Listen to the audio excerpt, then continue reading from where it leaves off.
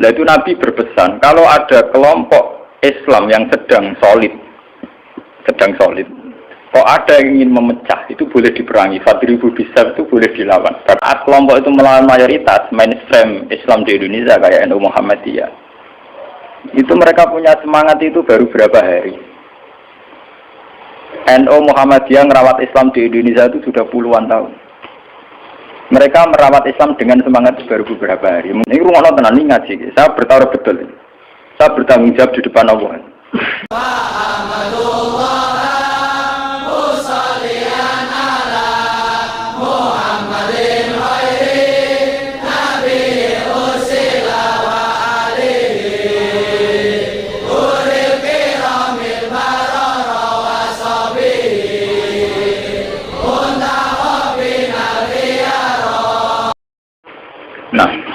Panduan secara syariat itu dimulai dari misalnya sataf tariku umati salasan wasabina firqah, bahwa umatku nanti akan menjadi 73 kelompok, semuanya sesat di neraka kecuali satu. Dan Nabi hanya punya panduan satu, itu siapa ya Rasulullah? Qol ma'ana alihil yawma wasabi, orang-orang yang berpegangan sunnah saya dan sunnah para sahabat. Nah, itu banyak hadis-hadis di akhir hayatnya Nabi itu sering pesan begitu. Nah, coba tengah sini jenengan kalkulasi malih.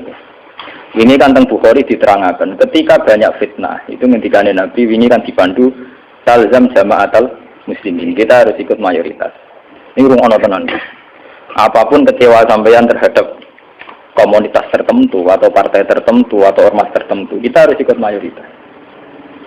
Mulanya kalau ngaji temputi-temputi saya bilang, saya sebagai orang alim, kemungkinan saya itu kalau ada NU ya Muhammadiyah, selagi NU Muhammadiyah itu mayoritas, ya saya kalau ada NU ya apa? Muhammadiyah. Partai juga gitu, saya ikut partai yang mayoritas, yang mainstream, yang umum-umum. Karena bisa dihitung ya, kalau setiap kebenaran itu diekspresikan lewat partai atau lewat ormas tertentu, berapa sih kebenaran bisa kita lakukan? Kita tidak usah nyebut contoh ya, misalnya sampean meyakini satu kebenaran A dan B, kemudian bikin partai. Paling panter kamu sebagai manusia hanya bisa melakukan A dan B.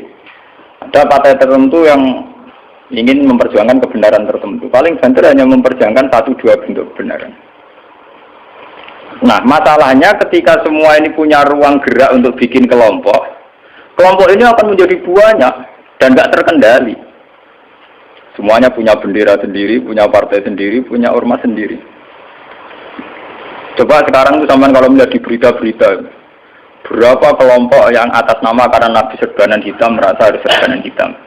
Karena ada riwayat bahwa Nabi itu pilokan, terus kemudian mereka kalau sudah pakai pilok merasa mengikuti sunnah Nabi. Yang nggak pakai pilok enggak. Memang Nabi itu pakai semir. Dulu semua riwayat mengatakan Nabi Abu Bakar semua itu pakai semir. Ya gaul, Nabi lah itu pakai semir. Dan Nabi itu gaul pakai semir. Tapi semir yang sunat itu memang merah. Di kitab-kitab fikih semir yang sunat apa? Lagi nanti ngaji di fikih semir itu nggak malah haram tuh. Yang sunat apa? Merah. Lah jadi kemudian jadi KNO atau semir ada apa ke daerah dua? Gaul lah. Nah, akhirnya ada kelompok tertentu niru semirane Nabi itu sebagai kelompok tertentu. Begitu terus. Nah itu kalau kita turuti itu akan menjadi faksi-faksi, kelompok-kelompok kecil yang akan menyulitkan. Sebab itu Nabi mandu kalau sudah fitnah banyak itu talzam jama'atul muslimin. Kamu harus ikut mayoritas. Coba sekarang misalnya menyangkut Jumatan saja. Berapa masjid yang mengharamkan dipakai kelompok lain? Dan berapa masjid yang digeruduk, dirubuhkan oleh kelompok lain pula?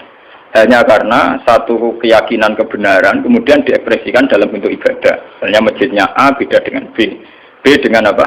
C. Nah itu kalau dituruti tidak ada selesainya. Nah itu Nabi berpesan, kalau ada kelompok Islam yang sedang solid, kok ada yang ingin memecah, itu boleh diperangi. Fadribu bisab itu boleh dilawan. Bahkan harus dilawan dengan kekerasan. Kalau harus dengan kekerasan ya boleh pakai kekerasan. Lalu itu kenapa Nabi se-ekstrim itu sampai menghentikan fadribu bisab, orang itu harus dilawan dengan kekerasan. Ya tentu kalau kekerasan itu harus menjadi alternatif terakhir. Tapi yang jelas harus dilawan ya. Dalam teori modern ya harus dilawan. Tidak harus dengan pedang, harus dilawan. Kita punya sejarah dulu ya. Kayak dulu ketika mainstream Islam di Indonesia itu mengikuti pola NU atau Muhammadiyah. Dulu kita punya LDII, punya Darul Islam yang dipimpin Kartosuwiryo. Kebetulan tetangga saya dulu orang Rembang, orang Sulang, daerah saya. Kemudian ada gerakan Aceh Merdeka. Kemudian ada Junduwo, ada kelompok-kelompok yang karena terinspirasi oleh Islam, termasuk kelompok bom bunuh diri dan sebagainya. Kemudian mereka menjadi firqah hanya karena meyakini satu dua kebenaran yang ingin diperjuangkan. Tapi kelompok ini kan tidak mayoritas terus risikonya kan kurang komunikasi, kurang konsultasi, kurang silaturahim dengan kelompok lain. Nah itu repot. Sehingga kayak di Mekah ada Wahabi, di Mesir ada Ikhwanul Muslimin, di Palestina sendiri ada Hamas, ada Al-Fatah, di Syria ada Amal Syiah, ada Syiah Imamiyah. Di Indonesia sendiri semenjak era kebebasan berbagai front-front ya banyak sekali. Semuanya mengatasnamakan apa? Islam. Memang kita terima kasih dalam hal tertentu yang diperjuangkan. Kita fair, terima kasih. Tapi bahwa kemudian saat kelompok itu melawan mayoritas mainstream Islam di Indonesia kayak NU Muhammadiyah, itu mereka punya semangat itu baru berapa hari. NU Muhammadiyah merawat Islam di Indonesia itu sudah puluhan tahun. Mereka merawat Islam dengan semangat baru beberapa hari. Mungkin bapak mereka belum sholat. Kata mereka kuliah, ngerti berita tentang Israel, atau ngerti berita tentang kemungkaran, kemudian menjadi ekstrim. Nah, cara bahasa kasarnya berapa hari mereka mengenal Islam. Sudah hanya satu dua kebenaran yang diperjuangkan, mereka anti sama kebenaran sudah jalan lama, yaitu kebenaran yang ditanamkan leluhur kita. Mulai ngajari anak-anak caranya sholat, caranya baca doa iftitah, caranya tumak Nina, caranya sesuci dari najis. Nah, tapi kelompok-kelompok yang istiqomah ngajar ini kan tidak menjadi populer karena ada demo pakai bendera besar-besar. Kelompok apa? Tapi yang demo-demo pakai bendera-bendera besar, apa betul mereka ngurus Islam secara harian? Ngurus caranya orang sholat, caranya orang ngilangi najis. Kiai NU ku selera karuan, orang non najis mulai mukhafafah mughalladah mutawat. Kita angkono do ribet gawe gendera demo. Ya ora tempat gawe gendera to, bedino mulang urusan apa? Najis. Mulang kate jlimete ra karuan.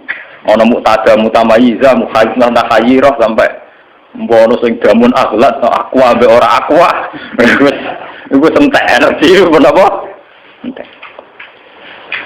Nah itu dulu fenomena kelompok itu kata Nabi secara syariat sudah dipandu. Kamu harus ikut mayoritas kata Nabi. Ketika banyak fitnah, kamu harus ikut mayoritas. Menurut saya ini dihitung. Ini ngaji tenan gitu. Tapi ini tertutup ya, artinya ngaji. Zaman hitung mawon. Kalau partai-partai atau ormas banyak itu kita turuti atas nama ideologi tertentu atau atas nama visi tertentu. Oke lah, atas nama visi tertentu orang sah bikin partai, bikin ormas. Tapi mereka secara realistis karena minoritas itu apa sih yang bisa diperbuat dari kelompok minoritas? Sudah gitu secara teori modern kalau dia ada jabat namanya oposisi. Sudah oposisi gaji duit cilik. Paham ya? Oposisi gaji duit napa? Cilik. Ngurusi vaksinnya dewe kebingungan urung ngadepi sebuah negara. Itu mendingan umat Islam itu ikut mayoritas, yaitu bagian dari negara. Sehingga peralatan negara dengan sendirinya juga peralatan Islam. Sama saya hitung ya. Kalau nanti ngaji bolak-balik kalau hitung, ini rumah tenan hitung di penggalih. Kalau umat Islam itu ikut umumnya orang, ada yang jadi tentara, yang jadi polisi, yang jadi pedagang, ada yang jadi pengusaha, ada yang jadi miskin. Ini rasa tidak ada jadi. Kalau itu nggak usah proses penjadian, sudah jadi sendiri. Lama. Karena itu mengakui Islam yang hanya bunyal Islam ala khamsin. Ini rumah tenan ini ngaji. Saya bertaruh betul. Saya bertanggung jawab di depan Allah. Kalau mereka mengikuti Islam dengan kaidah Nabi saja, yaitu hanya bunyal Islam ala khamsin, bahwa Islam itu dibangun atas 5 hal, yaitu syahadat la ilaha illallah wa anna Muhammadar Rasulullah wa iqamis shalat wa ita'iz zakat wa shaumi Ramadan wa hajjil baita man istata'a ilaihi sabila. Itu tidak menerangkan partai politik, juga tidak menerangkan sebuah bentuk negara, juga tidak menemukan formasi negara, formula sebuah negara. Itu enak. Artinya enak itu misalnya kalau misalnya kayak Ruhin Madun mau dibunuh orang Israel karena bagian dari bangsa Indonesia, negara harus melindungi atas nama dia bagian bangsa Indonesia. Karena dia ngakui konstitusi negara, dia warga yang baik. Maka ketika Ruhin Madun mau diculik Israel itu negara harus melindungi dengan peralatan negara. Itu beda dengan kalau Ruhin Madun gaya faksi tertentu anti negara balanya Amerika. Dia ini gaya faksi tertentu anti Israel. Gaya bambu runcing dewe, gawe senjata rakitan, terus digo nyerang Israel. Itu kalau diserang Israel itu negara harus tanggung jawab. Toh kamu tetap kalah karena minoritas. Kulo wingi pas ngaji teng Demak, teng kanca-kanca sing derek kulo mau. Kita secara ideologi bersimpati ya sama kelompok-kelompok yang melawan kebatilan. Tapi kalau kelompok itu kecil dan beda dengan negara, itu resikonya negara harus tanggung jawab. Ya kan kita cerita ilmiahnya saja. Ini bukan menyalahkan siapa-siapa. Kita cerita ilmiahnya saja. Banyak faksi-faksi kecil kayak kasus di Sudan, di Khartoum, di Darfur, di Rwanda, di Kenya. Itu sama kalau melihat berita di Kenya, di mana itu yang sering ada penculiknya itu yang Somalia ya, Somalia. Kelompok-kelompok kecil ini kan bikin satu faksi yang anti negara. Terus mereka atas nama kebenaran yang diyakini bikin gerakan tertentu.